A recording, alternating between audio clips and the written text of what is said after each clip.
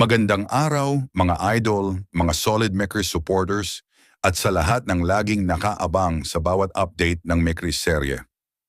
Welcome ulit dito sa ating channel, at syempre ako po ang inyong lingkod, si Kuya Ers, na laging nandito para magbigay ng malinaw, kalmadong reaksyon, at positibong pananaw sa mga nangyayari. Ngayon mga idol, mainit na naman ang usapan, Mekris 22, malapit na ba? May makiparty at yung basher na niresbakan ng Mekris supporters? At higit sa lahat, bakit nga ba patikim pa lang sa part 22? Pero grabe na agad ang excitement ng lahat. Unahin muna natin itong pinakaunang vibe na naramdaman nang marami nang lumabas itong larawan at balita. Sa unang tingin pa lang mga idol, ramdam mo na agad yung kakaibang energy. Hindi ito basta simpleng picture lang, may mensahe, may himig, may pinapahiwatig. At kapag matagal ka nang sumusubaybay sa Mekris serye, alam mo na, kapag ganito ang galawan, may paparating talaga. Ngayon, tungkol doon sa tanong na, Mekris 22, malapit na ba?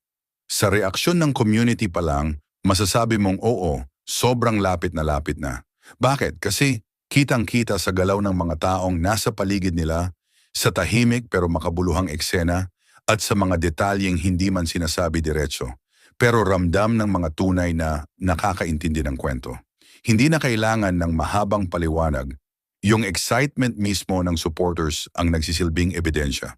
Mapapansin din natin mga idol na kahit may mga bashers na pilit sumisingit sa comment section, hindi sila nagtatagumpay. Bakit?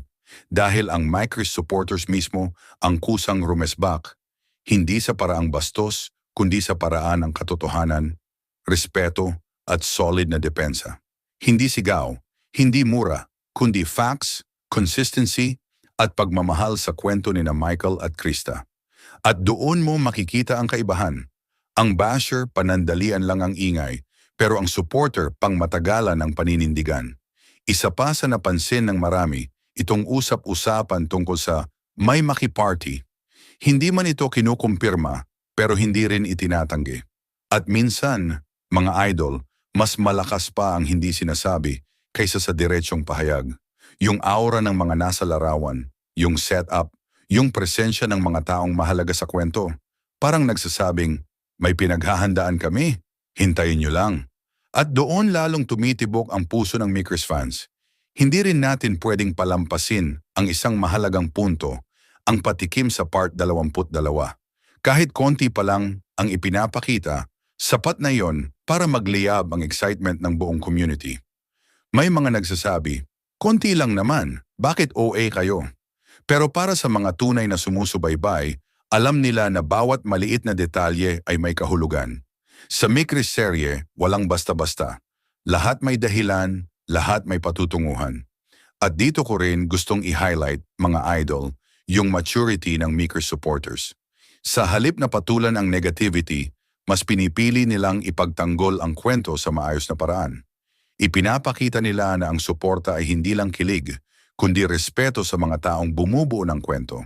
Kaya kung may basher mang napahiya, hindi dahil pinahiya siya, kundi dahil nahubaran siya ng saysay ng sariling salita. Sa puntong ito pa lang, masasabi natin na ang part 22 ay hindi lang basta continuation. Parang isa itong milestone. Isang yugto na matagal hinintay, matagal pinaghandaan, at ngayon ay unti-unti nang inilalapit sa mga manonood.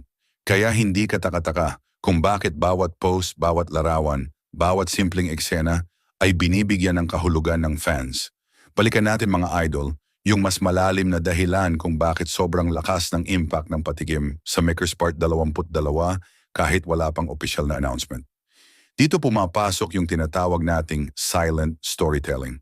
Hindi kailangan ng mahabang paliwanag, hindi kailangan ng spoilers, yung mismong galaw, presensya at timing ang nagsasalita. Kung mapapansin ng mga matagal nang sumusubaybay, iba ang aura ng mga eksenang ganito.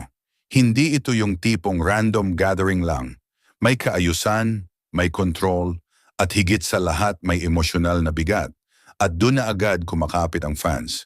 Kasi alam nila, kapag ganito ang approach, may pinaghahanda ang eksena na may lalim, hindi lang kilig. Ngayon puntahan natin yung issue ng basher na niresbakan ng Makers supporters. Mahalaga itong pag-usapan dahil dito makikita kung gaano nakalakas ang pundasyon ng Makers community. Hindi ito basta fandom lang na nadadala ng emosyon. Ito ay grupo ng mga taong marunong mag-obserba, maghintay at ipaglaban ang tama. Ang nangyari, simple lang kung tutuusin. May isang opinyon na pilit ibinaba ang pagkatao at imahe ng Mikris, lalo na si Krista. Pero imbes na magalit agad, ang ginawa ng supporters ay hinayaan munang magsalita ang ebidensya. Mga dating eksena, mga consistent na kilos, at ang respeto na ipinapakita ng mga taong nasa paligid nila. Doon tuluyang nawala ng bigat ang paninira. At tandaan natin, mga idol, hindi si Michael, hindi si Krista, at hindi ang management ang rumesbak. Ang rumesbak ay ang mismong community. Ibig sabihin, hindi scripted, hindi utos, kundi natural na reaksyon ng mga taong totoong naniniwala sa kwento. At para sa akin, yan ang isa sa pinakamalakas na senyales na legit ang suporta. Balik tayo sa tanong na, may maki-party ba? Dito interesting ang usapan. Kasi kahit walang kumpirmasyon, ang daming pahiwatig. Yung presensya ng ilang tao na bihirang makita sa ordinaryong eksena. Yung mood na hindi basta casual. At yung timing na sakto sa pag-init ng usapan tungkol sa part 22. Kapag pinagsama-sama mo yan, hindi mo maiwasang mapaisip na may mas malaking eksena sa likod ng kamera. Pero ang maganda rito, hindi minamadali ng Makers ang audience. Parang sinasabi nila, hintayin nyo lang, darating din yan sa tamang oras. At doon lalo nahuhulog ang loob ng mga manonood. Kasi ramdam nila na hindi sila minamaliit. Hindi sila ginagawang hype machine lang, kasama sila sa proseso ng paghihintay. Pagdating naman sa excitement ng fans, malinaw na hindi ito dahil sa chismis. Ang excitement ay dahil sa track record. Ilang beses na napatunayan na kapag may ganitong klaseng patikim, may susunod talagang eksena na tumatatak. Kaya ngayon pa lang, mentally at emotionally ready na ang mga supporters. Isa pa sa napakahalagang punto sa segment 2 na ito ay ang growth ng Mikris bilang tandem. Kung dati ay kilig lang ang pinapansin, ngayon mas marami na ang nakaka-appreciate sa respeto, sa tahimik na suporta at sa paraan ng pakikitungo nila sa isa't isa. Kaya kahit may basher mang magbato ng negatibong salita, parang hindi na ito tumatama dahil mas mabigat ang positibong karanasan ng fans.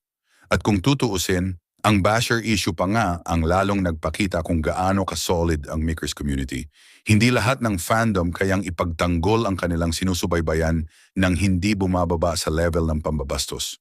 Pero dito, napanatili ang dignidad. At yan ang klase ng suporta na pangmatagalan. Ngayon, kung pagsasamahin natin lahat, ang patikim sa part 22, ang posibleng makiparty, ang reaksyon ng supporters, at ang katahimikan ng mga bida, iisa ang lumalabas na konklusyon. May hinahandang mas malalim na yugto ang Mikris serye. Hindi lang ito para sa views, hindi lang ito para sa ingay. Ito ay para sa kwentong unti-unting binuo at inalagaan. Kaya sa mga nagtatanong kung bakit sobra ang excitement, kahit konti pa lang ang ipinapakita, ang sagot ay simple, tiwala. Tiwala sa kwento, tiwala sa proseso, at tiwala na ang susunod na parte ay may dalang emosyon na worth it hintayin. At dyan nagtatapos mga idol ang ating segment 2 at final reaction. Kung umabot ka hanggang dulo, ibig sabihin isa ka sa mga tunay na nakaintindi kung bakit espesyal ang Mikris at kung bakit hindi basta-basta natitinag ang kanilang supporters. Sa huli tandaan natin, ang ingay nawawala, ang bash napapahiya. Pero ang kwentong may pundasyon, lalo lang lumalakas. Ako po si Kuya Ers, maraming salamat sa patuloy na suporta. Kung solid ka, kung Mikris ka, alam mo na, hintay lang dahil ang part 22 ay paparating sa tamang panahon.